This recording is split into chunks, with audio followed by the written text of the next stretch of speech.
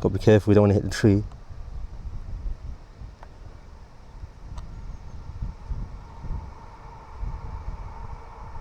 Look at that, it's so sick. Oh my god, oh my god, that is crazy. Like, it looks so nerve-wracking. Because it looks like you're gonna hit something even though you're not. Oh no! It could be something so small like grass that made my drone knock over. Probably not that bad, but I don't know how the gimbal will be. Hopefully the gimbal's not damaged. It's probably not that bad because we landed on grass, but I took a tumble at Worcester Park as well. So here's the drone. Yeah, it's not that bad.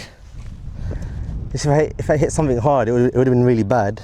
Aircraft sitting for extended period, it got really hot. Let me turn the drone off. I'm gonna go back in the shade, take off again. Hopefully the gimbal's not too bad. It probably hit this.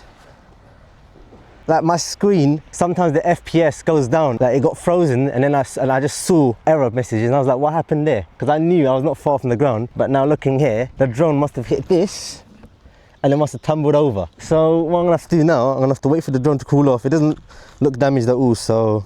Right, I think our drone's cooled down enough. I've been standing in the shade, so hopefully this gimbal's all right. Okay, so the gimbal seems to be fine. Let's just make sure our drone hovers all right. We're gonna do a hover test just to make sure the drone still flies all right. I couldn't see that very, very short grass from far away. Like it was really thin, but that was enough to make the drone fall over. All right, drone's flying completely fine. No issues. So yeah, no issues with the gimbal. That's all I'm worried about. So yeah, I'm glad that the drone's all right.